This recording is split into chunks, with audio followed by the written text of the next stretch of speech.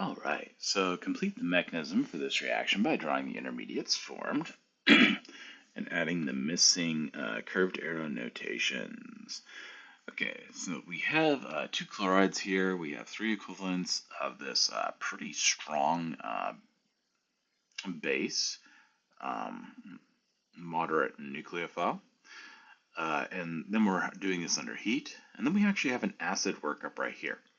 Now, hopefully one of the things that this screams to you is two leaving groups, base, and we have a triple bond. We've gained two pi bonds. And so hopefully one of the things that this screams to you is, oh my goodness, that's some sort of elimination, isn't it? Okay, and so we have a pretty dang powerful base there. And so the first part of this step here is going to be where we're going to generate the base. So we have the NH2 minus right there. Remember that the sodium here is going to go away, leaving you with an extra lone pair and a negative charge. This is then going to attack a hydrogen. The only hydrogen that makes sense is going to be the ones that could go ahead and be over here. So you could flow electrons into the anti-bonding orbital of the chloride here and have the chloride leave. And so we're going to attack this hydrogen here. That's going to be your acidic hydrogen. Its electrons are going to go into a double bond, and one of the chlorides will leave. It doesn't matter which chloride. In this case, it just looks nice because this hydrogen's on top, this chloride's on the bottom.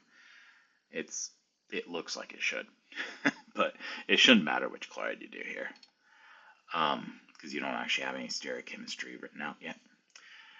Okay, and so this is going to generate your double bond because that was the E2 elimination reaction that we just did. And we're going to go ahead and do that again. And so we do another E2 elimination. This time it has a double bond already and only one hydrogen there because it's the product from the previous one. Notice we've lost a chloride from here. We lost a hydrogen from over here. That's the elimination, right, of an E2 elimination reaction. And so we do this again, and we're going to generate another pi bond. This time it's going to be a triple bond. And then the second leaving group leaves. Notice that the structure is just the logical outcome of what that would look like. And so what we ended up doing is we ended up attacking the hydrogens here. That was on the opposite side of one of these chlorides. And the other chloride had to also end up on the opposite side of the hydrogen. If you don't have it on the opposite side of the hydrogen, you can't actually do this reaction. So if you had the other stereochemistry, this reaction couldn't actually proceed forwards. So a little interesting side note there. And so you attack the hydrogen here. It goes into a pi bond right there. That's going to give you a triple bond later on the products for this. And the leaving group is going to leave, of course. Okay, and so the last part of this is we have a triple bond, right? And so this is why the second step here is an acid workup. So we have this incredibly powerful base that we've had in there and doing all these reactions. And we've generated something where this hydrogen is more acidic than it normally would be. That's that sp hydrogen. That's that hydrogen off that triple bond. And so it's going to attack that hydrogen, actually leave you with the acetylide anion.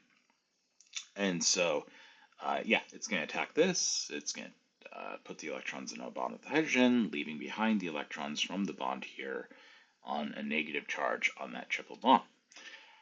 And so our next product is actually the acetylide anion, and that's this right here. And this is the acid workup. So we put H3O plus here, and that's actually going to reprotonate, so protonate this negative charge here. And so the negative charge attacks one of the hydrogens, it leaves its electrons on here, that gives you water.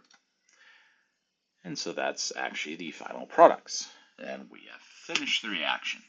Without doing that, species right here would start building up. Eventually, you might actually do some reactions with that species. It could maybe attack one of these. Actually, yes, it could attack one of those. And so you could actually form like a lose a chloride and attack it with the acetylide anion. But again, with the acid workup, it quenches that and it stops that from happening, and we finish with this product right here. Okay.